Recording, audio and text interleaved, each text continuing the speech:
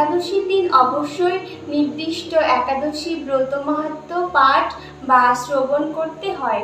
এখন আমরা পবিত্র ইন্দিরা একাদশী ব্রত মাহাত্ম্য পাঠ করব। ইন্দিরা একাদশী।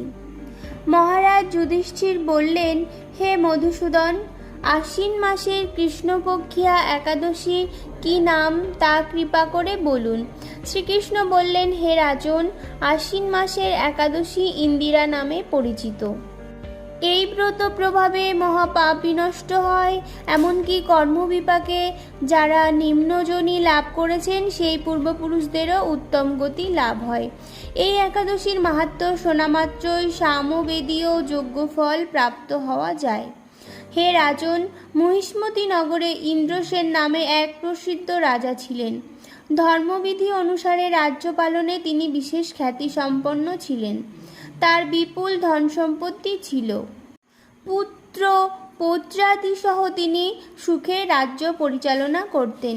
বিষ্ণু ভক্তি পরায়ণ সেই রাজা নিরন্তর শ্রীগোবিন্দ নামগানে মগ্ন থাকতেন।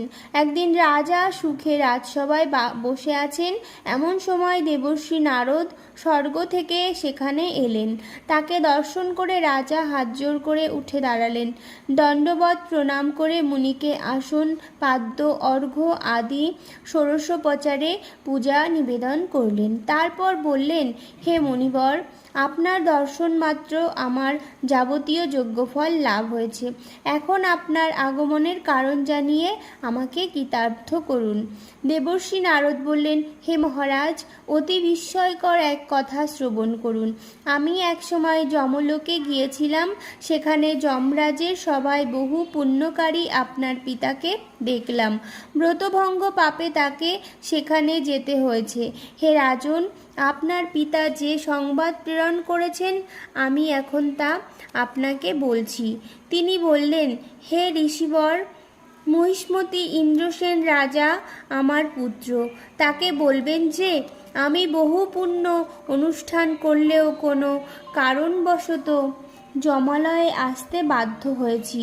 আপনি কৃপা করে তাকে সর্বপাপনাশক ইন্দিরা একাদশী ব্রত পালন করতে বলবেন। সেই ব্রত প্রভাবে আমি নিষ্পাপ হয়ে স্বর্গলোকে যেতে সমর্থ হব। এই কথা জানাবার জন্যই আমার আগমন। হে রাজন, আপনার পিতার মঙ্গল বিধানে আপনি যথাবিধি ইন্দিরা ব্রত পালন করুন। রাজা জিজ্ঞাসা করলেন, হে দেবর্ষি, সেই ইন্দিরা ব্রতের বিধি কি? কোন তিথি বা কোন পক্ষে এই একাদশী ব্রত করা কর্তব্য তা কৃপা করে আমাকে বলুন।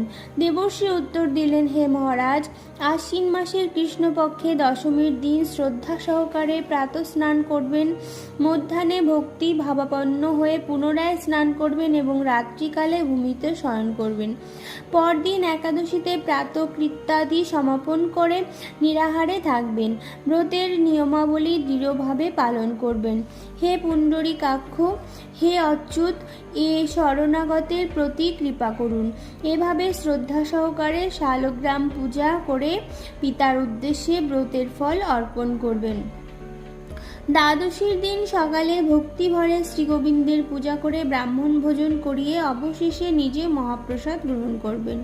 হে রাজন, বিধি অনুসারে শ্রীহরি এবং ভক্তদের অর্চন করলে আপনার পিতৃবর্গ মুক্তি লাভ করে শীঘ্রই বৈকুণ্ঠ গমন করবেন। রাজাকে এই উপদেশ দিয়ে দেবর্ষি নারদ প্রস্থান করলেন। রাজা ইন্দ্রসেন মুনিবরের উপদেশ অনুসারে পুত্র পরিজন সহ ভক্তি সহকারে এই ইন্দিরা ব্রতের অনুষ্ঠান করলেন। তখন দেবলোক থেকে পুষ্পবৃষ্টি হতে লাগলো এবং তার পিতাও বিষ্ণুলোকে গমন করলেন। তারপর রাজা ইন্দ্রসেন নিজ পুত্রকে রাজ্যভার অর্পণ করে নিজেও বিষ্ণুলোকে ফিরে গেলেন। এই ইন্দিরা একাদশী মাহাত্ম্য পাঠে ও শ্রবণে মানুষ সকল পাপ মুক্ত হয়ে বিষ্ণুলোক প্রাপ্ত হয়। ভিডিওটি ভালো লাগলে অবশ্যই লাইক করবেন এবং কমেন্ট করে জানাবেন।